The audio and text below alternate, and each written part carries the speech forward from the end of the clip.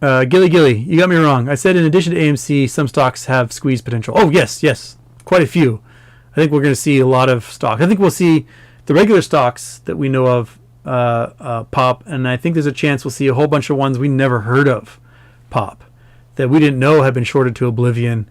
That might be where that Ryan Cohen tweet about Sears came from, because Sears got shorted to oblivion. What they did to Sears was textbook evil. You had a company, Sears, Kmart. They had billions in sales every year. They own most of them own the land that they sat on, and so they had hundreds of millions, billions of dollars in real estate assets, and the short hedge funds saw them as ripe for the taking. So what they did is they shorted them to oblivion, and then they bought a bunch of their shares and held on to them and got their people put on the board at Sears Kmart to purposely just destroy the company from within. So one of the first things that they did was they sold off all the land that Sears and Kmart owned, and then signed really expensive deals to lease the land back for their stores. So now they're just hemorrhaging cash every month. And the money they made off of selling that land, they gave to the C-level execs and the board as bonuses. And so that money was never put into reserves, was never whatever went to shareholders, it went to the heads. And once you start to destabilize the financial future of a company by getting rid of their hard assets that they can borrow against, all of a sudden their credit rating drops. If their credit rating drops, interest rates shoot up whenever they need to do something else. And they start to hemorrhage cash. And as they hemorrhage cash, service goes down, quality goes down. It's a long-term company, so there's all these pensions that they're responsible for. And if they can't start paying the pensions, they face penalties, and they start to get eaten from within. And so then, the creditors come in like, okay, you need to cut costs. We need you to close these stores that are underperforming. We need to sell off these brands. So all of a sudden, they're selling off their name brands like Kenmore and Craftsman and other things. And now they have no assets. Now they're just a crappy retailer selling things that they barely own, and they're no longer vertically integrated. They don't own the warehouses, they don't own the stores, they don't own the logistics infrastructure, they don't own the factories, they don't own the repair guys. And before long, their stock's worth 25 cents. They declare bankruptcy and they're being traded on the pink sheets. And the short hedge funds just made billions. Woohoo! And that's what they were trying to do with GME and AMC and all these other companies. Was you'll see the short hedge funds put a toxic individual or two into a C-level executive position or under the board, and they will undermine the entire company on behalf of the short hedge funds to drive the price down. And GameStop especially was lucky in that Ryan Cohen saw the opposite, and he went in there and did battle against anyone who may have been part of the short hedge funds for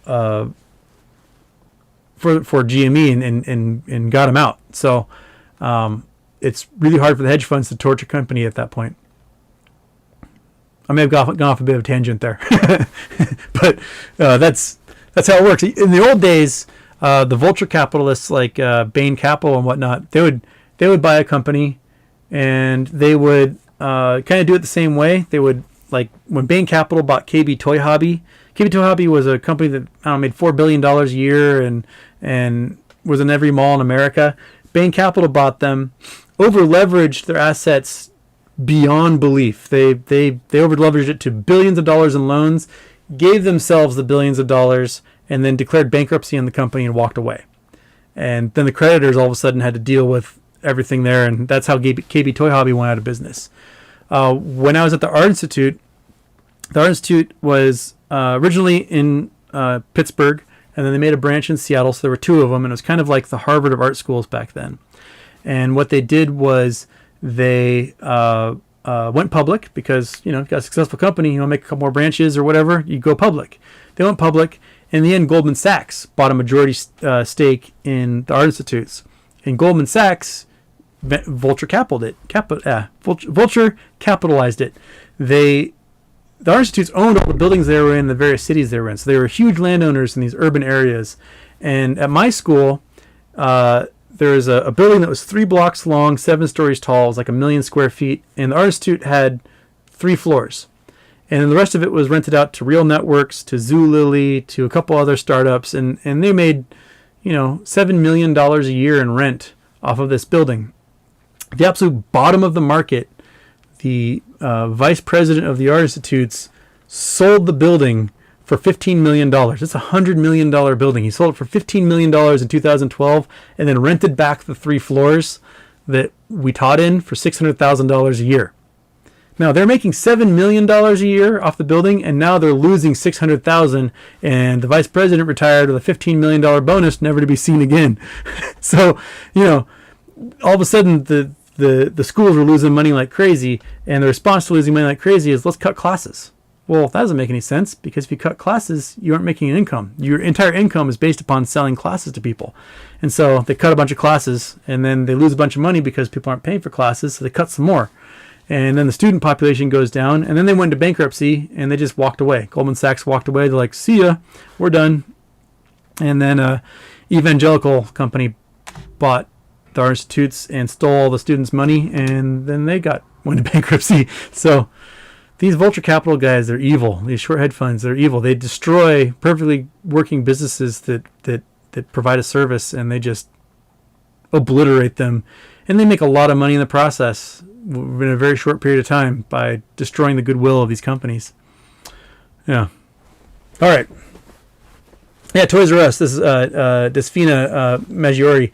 ToysRUs, the same thing. ToysRUs, their sales were the same prior to the Vulture Capitalists taking over as they were after the Vulture Capitalists take over. They just had no assets, and the Vulture Capitalists over-leveraged them to oblivion. So yeah, the ToysRUs thing was absolutely evil as well.